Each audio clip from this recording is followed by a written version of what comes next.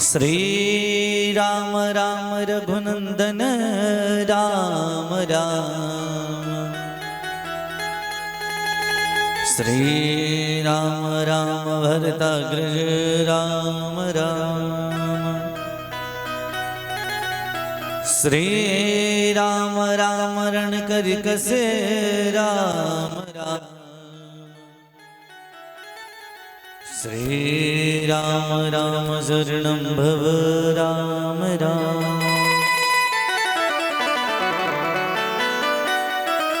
सच्चिदानंद रूपाय विश्वोत्पत्त्यादि Hathaway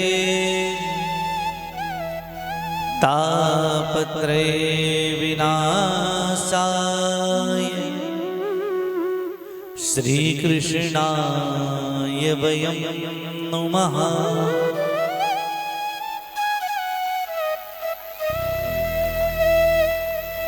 मंगलम भगवान विष्णु मंगलम गरुड़ध्वजा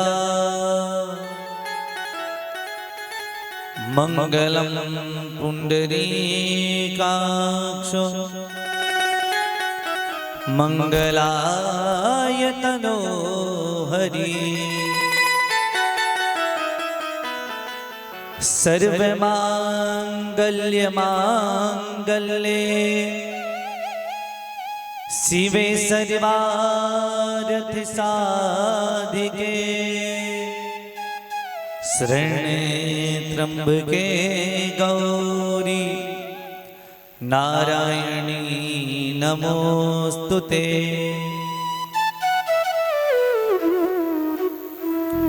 सदाशिव समारंभा शंकराचार्य मध्यमाम् अस्मदाचार्य पर्यन्ताम् वंदे गुरुं परंपराम्।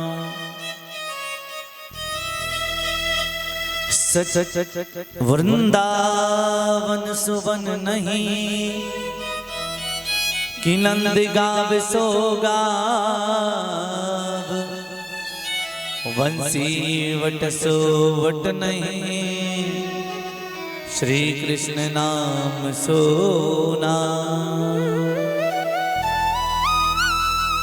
बोली बोली कन्हैया लाल की जय। भक्तवत्सल भगवान की जय। लक्ष्मी नारायण भगवान की जय। भागवत महापुराण की जय। शंकर भगवान की जय। भूसुर ब्राह्मण देवताओं की जय। भक्त और भगवान की जय।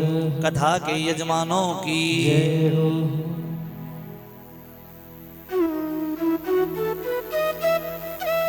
कथा में प्रत्यक्ष तथा प्रत्यक्ष रूप से विराजमान समस्त देवी देवताओं के श्री चरणों में दंडवत प्रणाम।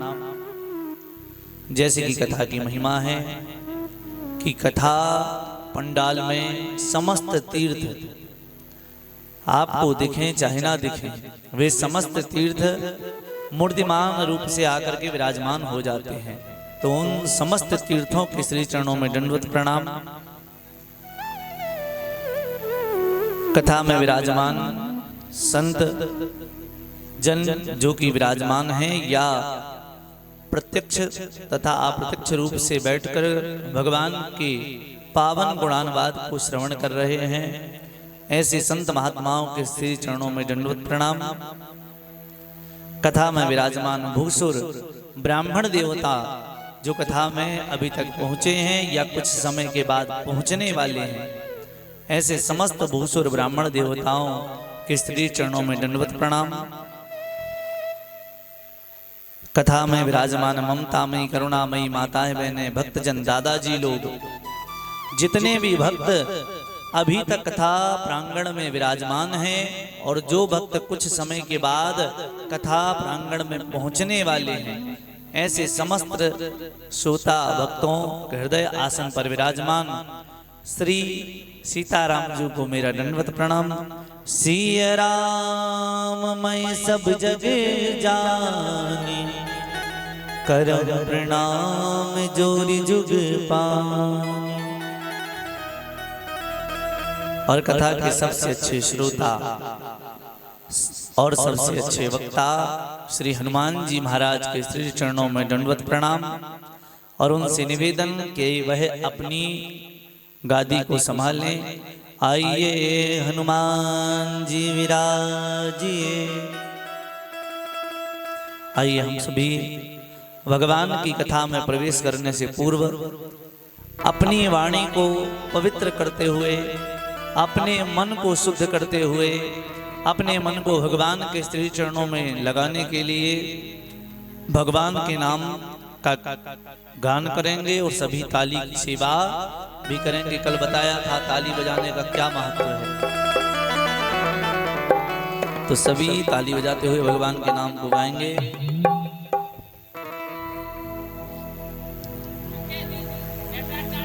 ये चमक ये दमक फूलवन महक, सब कुछ सरकार तुम्हीं से है, सब कुछ सरकार तुम्हीं से है, सब कुछ सरकार तुम्हीं से है, सब कुछ सरकार तुम्हीं से है। ये चमक ये दमक फूलवन महक, ये चमक ये दमक फूलवन महक, सब कुछ सरकार तुम्हीं से है, सब कुछ सरकार तुम्हीं से है, सब कुछ सरकार तुम्हीं से है, सब कुछ सरकार तुम्हीं से है। इठला के पवन चूमे सैया के चरण, इठला के पवन चूमे सैया के चरण, इठला के पवन चूमे सैया के चरण, बगियन बहार तुम्हीं से है, बगियन बहार तुम्हीं से है, सब कुछ सरकार तुम्हीं से है, सब कुछ सरकार तुम्हीं से है, सब कुछ सरकार तुम्हीं से है, सब कुछ सरकार तुम्हीं से है।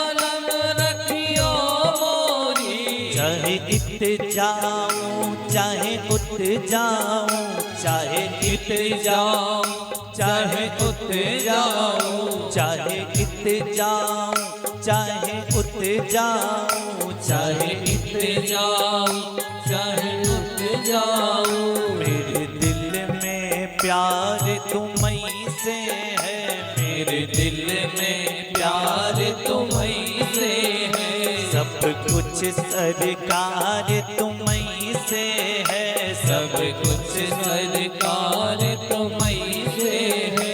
ये चमक ये दमक फूलवन महक, ये चमक ये दमक फूलवन महक, सब कुछ सरकार तुम्हीं से है, सब कुछ सरकार तो वहीं से है, सब कुछ सरकार तुम्हीं से है, सब कुछ सरकार तो वहीं से है।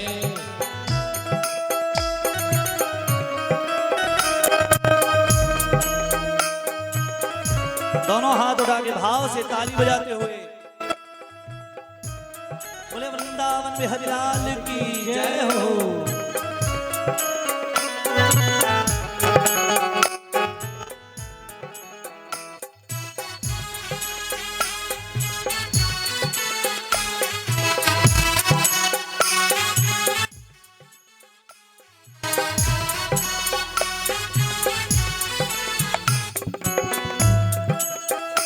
मैं तो भूल गई कुछ भी कहना, तोरी प्रीत में रोवत है नैना, तोरी प्रीत में रोवत है नैना। ध्यान देना भैया, भगवान को पाना है और यदि भगवान की प्रीति में जाना है तो सबसे पहला मार्ग है कि भगवान की याद में यदि आंखों से एक अश्रु निकल जाए तो महाराज मान लीजिए कि भगवान को वह जल गंगा जल से भी अति प्रिय है।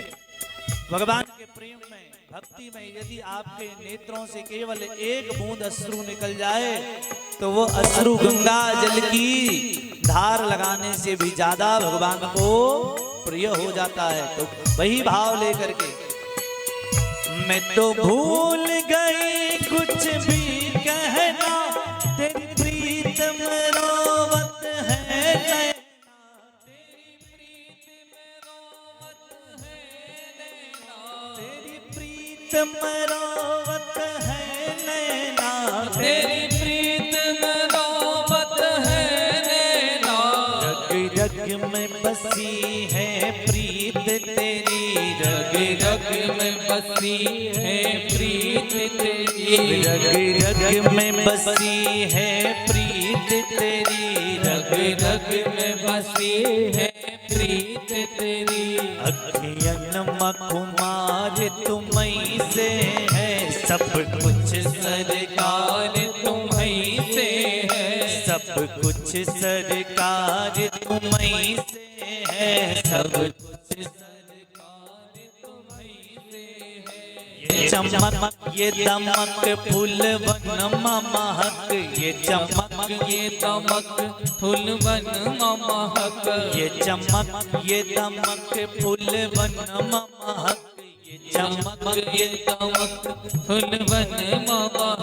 सब कुछ सरकार तुम्हीं से है, सब कुछ सरकार तुम्हीं से है, सब कुछ सरकार तुम्हीं से है, सब कुछ सरकार तुम्हीं से है, सब कुछ सरकार तुम्हीं से है, सब कुछ सरकार तुम्हीं से है, सब कुछ सरकार तुम्हीं से है, सब कुछ सरकार तुम्हीं से है, सब कुछ सरकार तुम्हीं से है, सब कुछ सरकार तुम्हीं से है, सब कुछ सरकार तुम्हीं से है, सब कुछ सरकार तुम्हीं से है, सब कुछ सरकार तुम्हीं से है। बोलिए वृंदावन बिहारी लाल की, भक्त वत्सल भगवान की, राधा रानी सरकार की।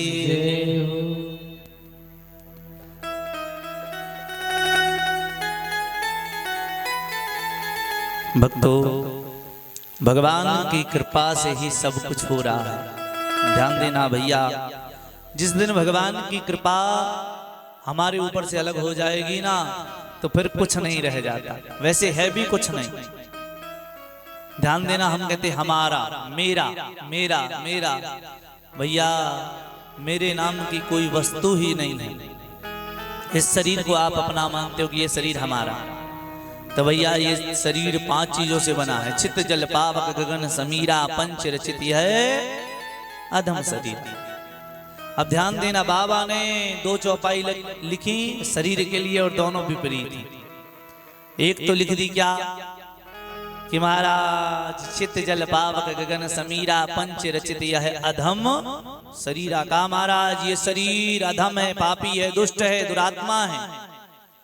एक जगह ये लिख दिया और दूसरी जगह लिखा, क्या लिखा? बड़े भाग्य मानुष तन पावा। दूसरी जगह लिख दिया बड़े भाग्य से, सौभाग्य से, परम कृपा से, भगवान की बड़ी दया से मनुष्य का शरीर मिलता है। तो किसी ने पूछा बाबा एक जगह का ये शरीर पापी है, दुष्ट है महाराज, और एक जगह कहा ये शरीर परम दुर्लभ है। तो कहा महाराज समझें क्या कि ये शरीर अच्छा है कि बेकार है? भक्तों ध्यान देना। बाबा ने कहा देखो भैया, भगवान ने ये शरीर जो दिया है ये अच्छा नहीं है तो अच्छा नहीं। क्यों? छित जल पावक गगन समीरा पंच रचित यह अधम शरीरा।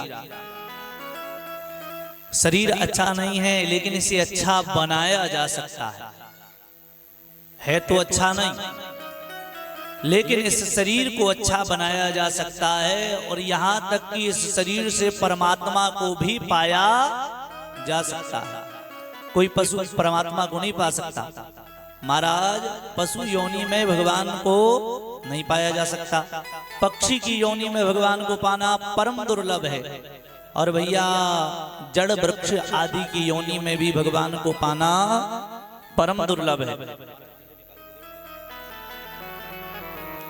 लेकिन मानव देह ही ऐसी है, मनुष्य का शरीर ही ऐसा है जिसमें भगवान को सहजता से पाया जा सकता है। और कई कहते महाराज कलयुग खराब, कई बड़े बड़े विद्वान भी होकर कहते महाराज कलयुग खराब, ये कलयुग का असर है। भैया ध्यान देना, कलयुग सम नहीं आन युग, जो नर करे विश्वास।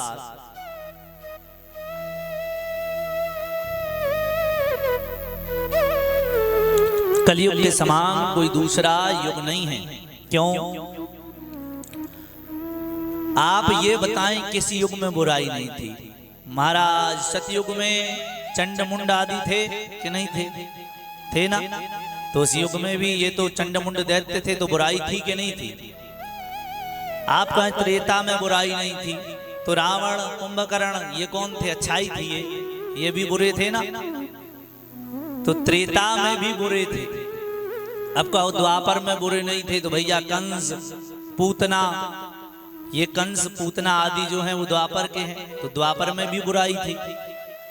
अब कलयुग में थोड़ा सा क्या है भैया, आजकल हर चीज अपडेट हो गई है। क्या हो गई है?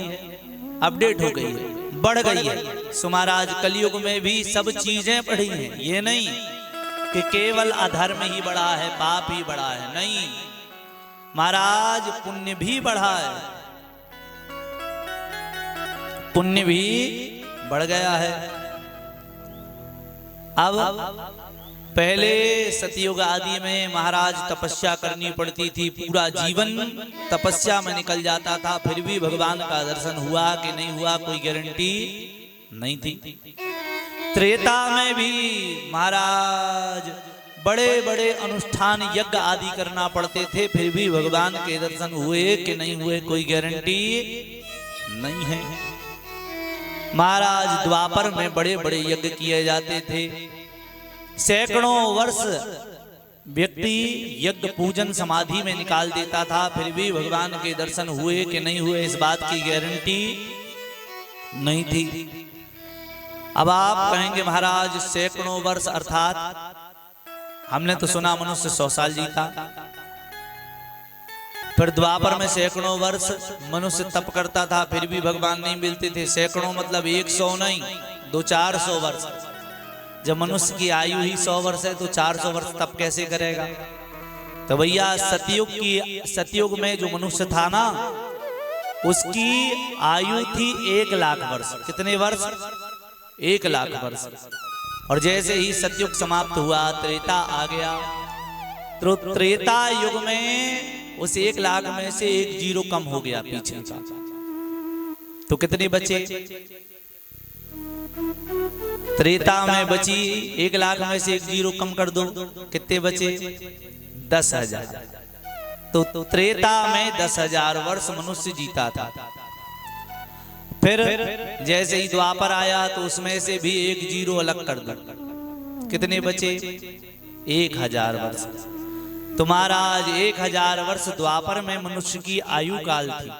इससे कम तो कोई जीता ही नहीं था, इससे ऊपर जी जाते थे लेकिन कम नहीं जीते थे। और जैसे ही कलयुग आया सो भगवान को लगा कि इतना लंबा समय यदि इनको देंगे तो महाराज बड़ा अपडेट वर्जन है।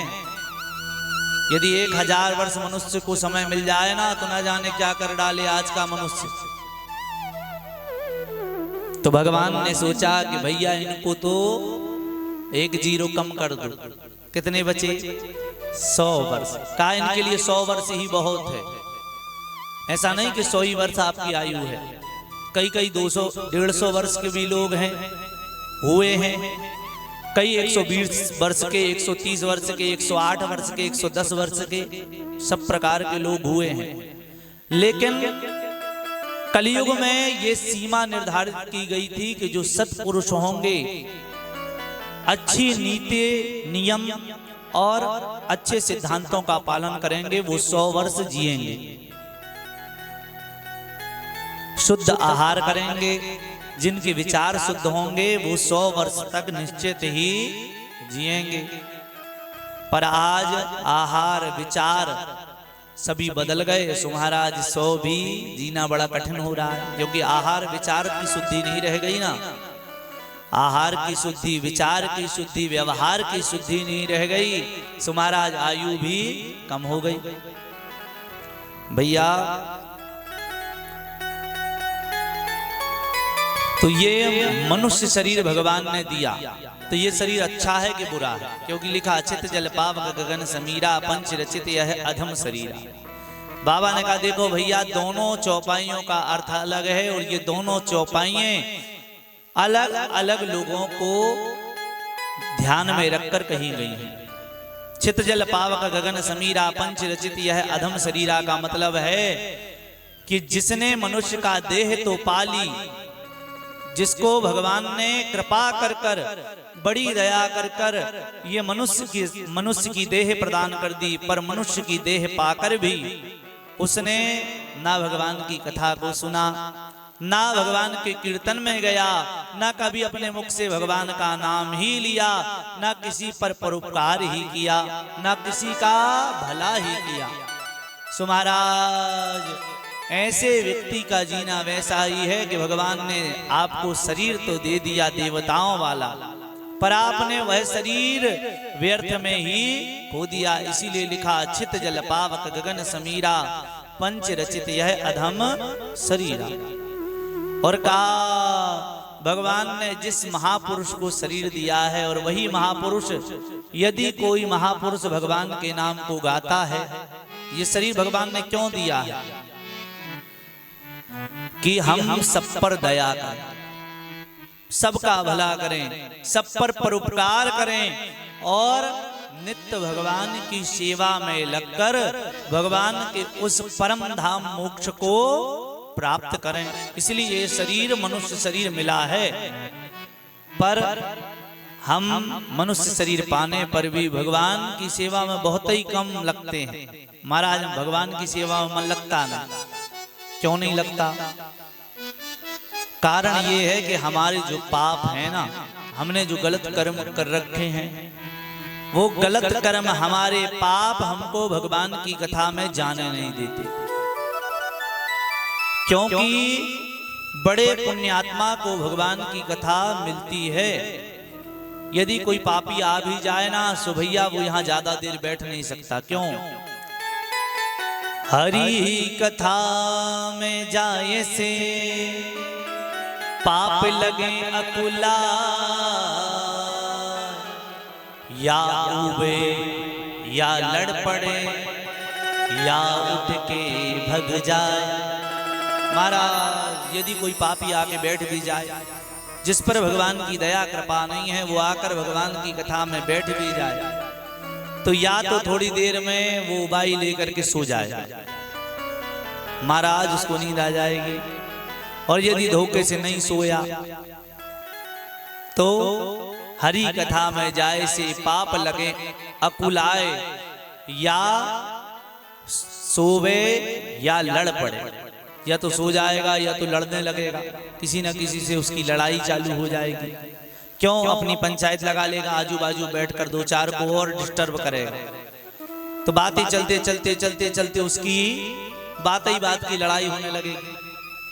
या तो हरि कथा में वो लड़ने लगेगा, और यदि ये भी नहीं बन पाई, पंचायती भी नहीं कर पाया, महाराज कोई सुनने वाला नहीं मिला, तो फिर उठ करके वो भग जाएगा। यहाँ उसका मन लगने वाला नहीं है, क्योंकि जब तक पुण्यों का खजाना आपके पास नहीं होगा तब तक आप भगवान की कथा में जा ही नहीं सकते। जैसे 5 स्टार होटल में जाओ, जिम में पैसा होगा तो आपको कहेंगे वेलकम, कहेंगे वेलकम भैया, पैसा है तो अंदर आ जाओ, नहीं तो बाहर ही से 2 दरमान उठा करके बाहर फेंक देंगे, भैया इसको बाहर करो।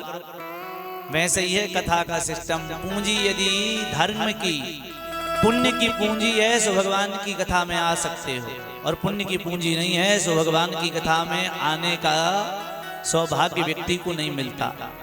आप जितने भी भक्त बैठे एक बार जोरदार ताली बजा लें अपने लिए, क्योंकि आप लोग परम सौभाग्यशाली हैं। थोड़ा मोड़ा सौभाग्य नहीं, परम सौभाग्य। श्री भागवत जी में लिखा है, भाग्योदेन बहुजन्म समर्जितेन सत्संगम चलवते पुरुषो यदावे।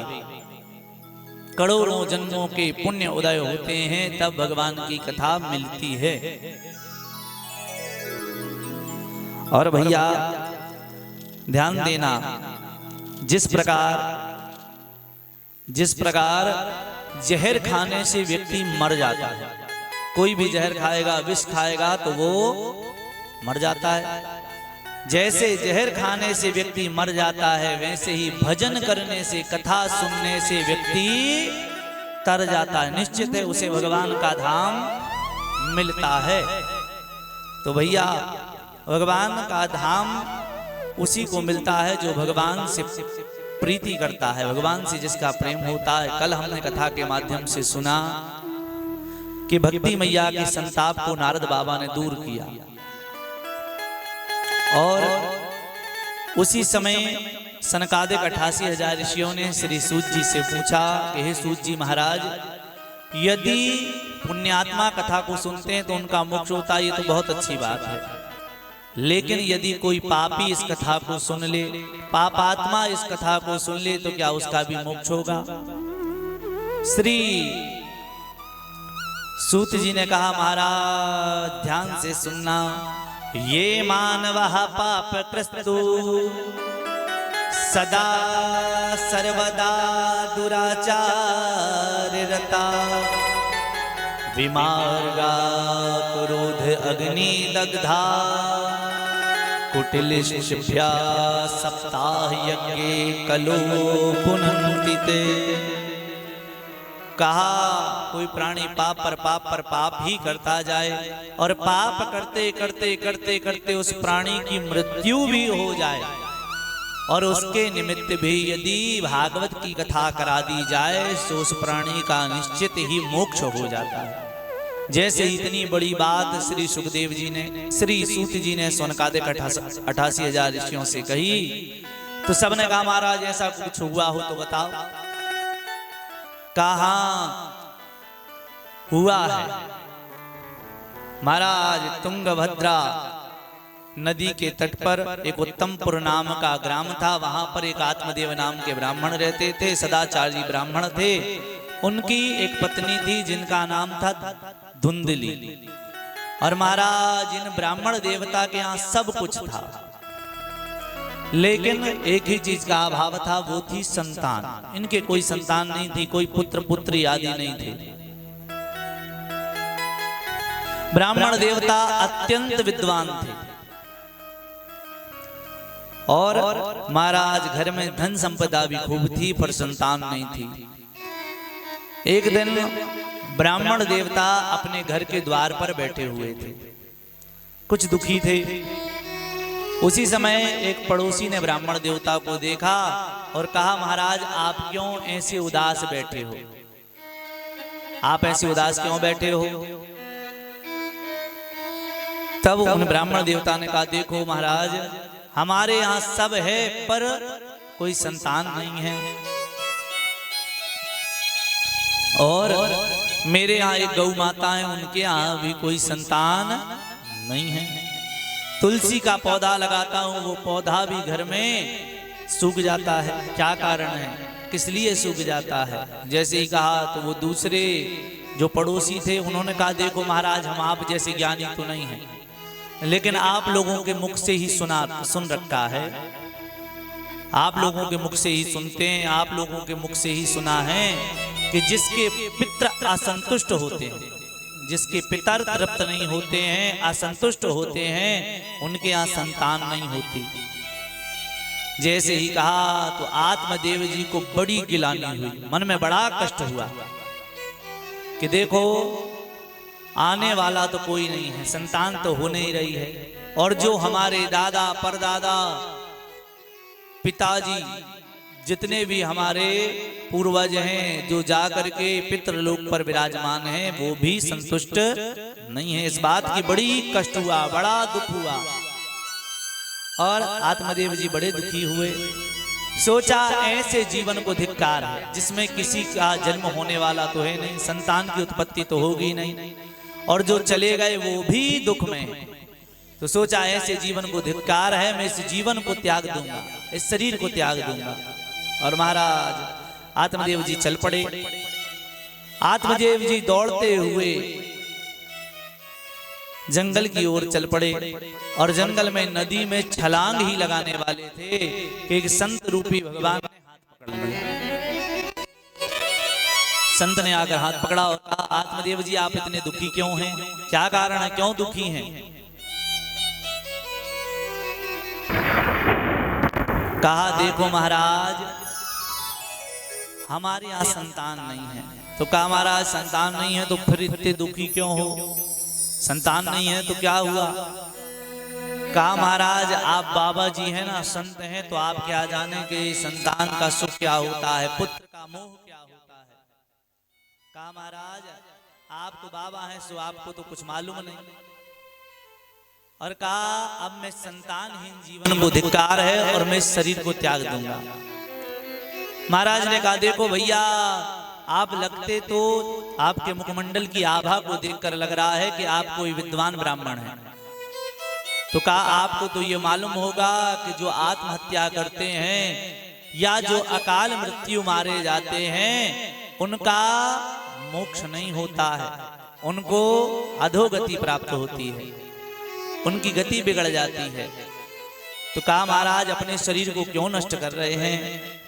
ध्यान देना भैया, जो सोचते हैं ना कि अकाल मृत्यु जो मरता है, ध्यान देना, एक्सीडेंट के द्वारा, करंट के द्वारा, या पानी में डूबने से, अग्नि में जलने से जिसकी मृत्यु होती है, विषैले जीवों के काटने से जिसकी मृत्यु होती है, विष आदि का पान करने से जिसकी मृत्यु होती है, महाराज आत्महत्या करने से, जहरीला पदार्थ पीने से, या अपने फांसी आदि लगाने से जिसकी मृत्यु होती है, उसका मोक्ष नहीं होता है। यह अकाल मृत्यु के अंतर्गत आते हैं। सो भैया, और जो जानबूझकर अपने शरीर को नष्ट करते हैं, उनको भी अकाल मृत्यु के अंदर ही रखा जाता है। तो कहा, भैया आप जानबूझकर नदी में कूदकर अपने शरीर को त्याग रहे हैं, सो आपको भी मोक्ष की प्राप्ति नहीं होगी। कहा, महाराज मोक्ष मिले चाहे ना मिले, कोई भी गति हो जाए, फिर भी हम इस शरीर को त्याग देंगे। जैसे ही कहा, तब ब्राह्मण देवता ने तरह तरह से संत भगवान ने समझाया, पर आत्मदेव जी समझे नहीं। और अब आत्मदेव जी नदी में कूदने ही वाले थे, तो संत ने फिर से हाथ पकड़ा। कहा, भैया भगवान को ही अपना पुत्र मान लो, तुम भगवान को अपना पुत्र मान लो। जितनी ममता आप बच्चों से जोड़ना चाहते हैं, यदि उससे आधी ममता भी भगवान में रख लोगे तो तुम्हारा जीवन धन्य हो जाएगा और भगवान को अपना पुत्र मान लो। कहा महाराज आप समझाइए बुझाइए नहीं, बन जाए सुपुत्र दीजिए, नहीं तो मैं इस शरीर को त्याग दूंगा। अब आत्मदेव जी को ज्ञान उपजा, आत्मदेव जी को लगा कि ये संत हैं और संत चाहें तो सब कुछ हो सकता है। तो कहा महाराज आप संत हैं, आप हमें वरदान दीजिए कि हमारे यहाँ पुत्र हो, और यदि आशीर्वाद नहीं देंगे, वरदान नहीं देंगे तो मैं आपके सामने ही सिर पटक पटक कर अपने शरीर को त्याग दूंगा। अब संत महात्मा को लगा कि देखो अभी तो ये हम देख रहे थे कि ये नदी में छलांग लगा रहा, ये मृत्यु को जा रहा है, सो महाराज देखने का पाप लग रहा था, लेकिन अब तो इसकी मृत्यु का कारण ही हम बन गए। यदि हम इसको वरदान दे दें कि जाओ तुम्हारे यहाँ संतान होगी, सो ये मरेगा नहीं, और वरदान नहीं देंगे तो सिर पटक कर यह अपने शरीर को छोड़ देगा। संत ने सोचा अब तो हमको भी भीषण पाप लगेगा, और संत ने अपनी झोली में हाथ डाला और झोली से एक फल को निकाला। फल निकाल करके महाराज वो फल संत ने श्री आत्मदेव जी को दे दिया। कहा आत्मदेव जी ये फल ले जाइए, ये फल अपनी धर्म पत्नी को खिला देना और इसके प्रभाव से तुम्हारे यहाँ संतान की उत्पत्ति होगी, पुत्र का जन्म होगा। जैसे ही कहा तुम्हारे यहाँ पुत्र होगा। आत्मदेव जी अति प्रसन्न हुए और आगे चलने लगे। जाकर के वह फल अपनी पत्नी को दिया, और जैसे ही पत्नी को फल दिया तो धुंधली ने वह फल नहीं खाया। ध्यान देना भैया, लोग कहते हैं कि धुंधली बड़ी करकसा थी, बड़ी झगड़ालू किस्म की स्त्री थी, इसीलिए उसने फल नहीं खाया। महाराज कितनी भी दुष्ट स्त्री हो, कितनी भी दुष्ट महिला हो, लेकिन हर महिला का यह भाव होता है कि हमारे यहाँ संतान हो। कैसी भी महिला हो, भले पड़ोसी से रोज लड़ती हो, घर में महाराज सास से, जेठानी से, देवरानी से खूब लड़ती हो, फिर भी चाहती है ना कि हमारे यहाँ संतान हो। कितनी भी बुरी महिला हो वो भी चाहती है कि मेरे यहाँ कोई ना कोई पुत्र या पुत्री जरूर हो। तो धुंधली भी चाहती है कि संतान हो, पर इस फल को क्यों नहीं खाया? ध्यान पूर्वक सुनिएगा, फल क्यों नहीं खाया? फल इसलिए नहीं खाया क्योंकि फल बस नहीं, फल खाने से कुछ नहीं होना था, फल के साथ कुछ नियम भी संत महात्मा ने बताए थे। कौन से नियम मैं नहीं कहता, भागवत जी में लिखा है, सत्यम शौचम दया दानम भक्तान्तु भोजनम वर्षा विधि स्त्री कार्य पुत्रो अति निर्मलः। जब फल दिया महात्मा जी ने तो उसके साथ नियम बता दिए। पहला नियम तो सत्य बोलना है। कितने दिन? पूरे 1 वर्ष तक सत्य बोलना है, एक भी असत्य नहीं बोलना। सो महाराज धुंधली ने सोचा कि हम तो दिन में 2-4 बार झूठ बोलते हैं, और ये बाबा जी तो महाराज कह रहे साल भर झूठ नहीं बोलना, और धोखे से भी झूठ निकल गया तो संतान नहीं होगी, पुत्र नहीं होगा।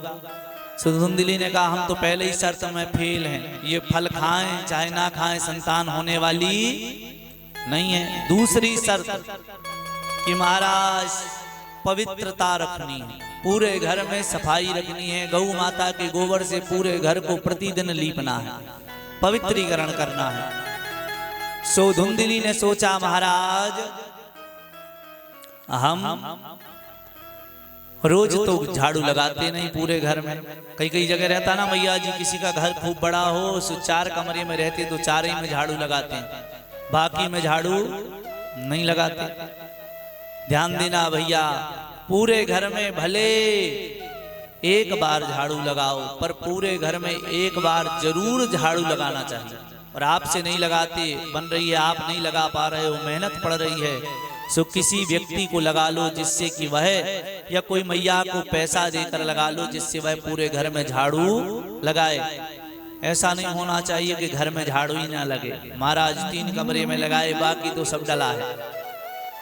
भैया झाड़ू लक्ष्मी का रूप है, और जब पूरे घर में झाड़ू का भ्रमण होता है तो पुनः लक्ष्मी की चेतना, पूरे घर में श्री की चेतना, धन की चेतना विद्वान हो जाती है। इसीलिए पूरे घर में नित्य झाड़ू जरूर लगनी चाहिए। तो धुंधली ने सोचा हम पवित्रीकरण तो रख नहीं पाएंगे, पवित्रता तो हमारे से हो नहीं पाएगी। तीसरी शर्त है कि दया करना है, 1 वर्ष तक प्रत्येक प्राणी पर दया करनी है। तो धुंधली ने सोचा महाराज वैसे ही हमारा स्वभाव कुछ अलग है, कुछ झगड़ालू किस्म का स्वभाव है, तो दया होने वाली नहीं है।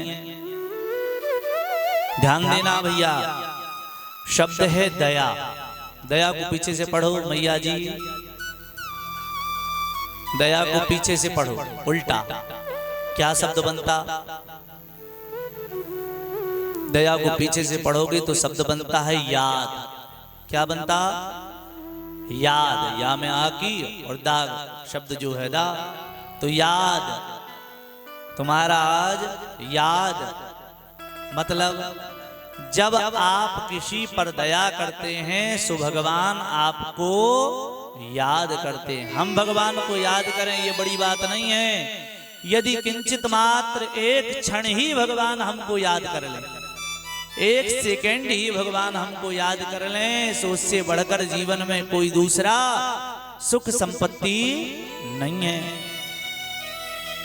भैया। तो दया करनी है, दान करना है 1 वर्ष तक। धुंधली ने सोचा ये सब हमसे होने वाला नहीं है, इसी चिंता में बैठी थी कि फल खाएं भी तो पुत्र होने वाला नहीं है, क्योंकि ये नियम हमसे नहीं होंगे। उसी समय पुतली, धुंधली की जो बहन पुतली है वो पुतली आई और आकर के कहा देखो बहन तुम इतनी चिंतित बैठी हो, क्या कारण है? सो कहा देखो बहन तुम्हारे जीजा जी ये फल लेकर के आए हैं और कह रहे हैं इस फल को खा लो, इसको खाने से संतान होगी। कहा इस फल को खा लो, खाने से संतान होगी, लेकिन इसके साथ जो नियम है वो नियम मुझसे होने वाले नहीं है, और जब संतान नहीं होगी तो तुम्हारे जीजा जी जान जाएंगे कि हमने नियम नहीं किए। तब पुतली ने कहा बहन देखो एक काम करो, तुम्हारे यहाँ धन पैसे की कमी नहीं है और हमारे यहाँ कोई संतान की कमी नहीं है। 6 तो पहले ही हैं, 7वीं होने वाली है। तो एक काम करो, तुम जो अभी मेरा पुत्र होने वाला है उस पुत्र को मैं तुम्हें दे दूंगी और तुम मुझे धन दे देना, तुम्हारा भी काम बन जाएगा और हमारा भी काम बन जाएगा। धुंधली को यह बात बड़ी अच्छी लगी और कहा अब तुम अभिनय करना चालू कर दो, तुम तो नाटक चालू कर दो, गर्भवती होने का नाटक करो। महाराज धुंधली नाटक करती है। तभी धुंधली ने देखा कि फल तो रखा ही, इस फल का क्या करें? तो दोनों ने विचार किया कि गौ माता के यहाँ भी ना जाने कितने समय से कोई ना बछड़े ने जन्म लिया ना बछिया ने जन्म लिया। महाराज गौ माता के यहाँ भी कोई संतान नहीं है, तो एक काम करते हैं ये फल गौ माता को खिला देते हैं, ये देखते हैं ये फल प्रभावी भी है, कोई काम का भी है कि बस ऐसे ही बाबा जी ने दे दिया। सो महाराज गऊ को खिला दिया, गऊ ने वो फल खाया। और भक्तों ध्यान देना मैया जी, कुछ समय बीता, कुछ समय के बाद धुंधली की बहन पुतली के यहाँ संतान की उत्पत्ति हुई। वो संतान ला करके पुतली ने धुंधली को दे दी। धुंधली ने हल्ला मचा दिया, भगवान ने हमारी सुन ली, भगवान ने हमारी सुन ली, भगवान ने हमारी सुन ली, हमारे यहाँ पुत्र का जन्म हो गया। आत्मदेव जी अति प्रसन्न, और महाराज आत्मदेव जी ने विचार किया कि मैं इसका नाम परमात्मा देव रखूंगा। मेरा नाम है आत्मदेव, मैं इसका नाम रखूंगा परमात्मा देव। लेकिन धुंधली ने छुड़ा लिया और धुंधली ने कहा कि देखो ये मेरा पुत्र है, मैं इसका नाम रखूंगी। होता ना मैया जी, कहीं कहीं जब बहुत दिन बाद बच्चा होता तो मैया कहती हम अपने हिसाब का नाम रखेंगे, और पुरुष वर्ग भी कह देते हैं नहीं ठीक है, अब तुमको रखना सो रख लो। भैया ध्यान देना, नामकरण जब भी करें बड़े विचार कर करें, क्योंकि जैसा नाम होगा वैसे ही गुण होंगे। यथा नाम तथा गुण, जैसा नाम होगा वैसे कुछ ना कुछ गुण उस व्यक्ति में जरूर होंगे। तो इसने कहा कि मैं नाम रखूंगी और नाम मेरे नाम से मिलता जुलता रहेगा। मेरा नाम है धुंधली, तो इस बच्चे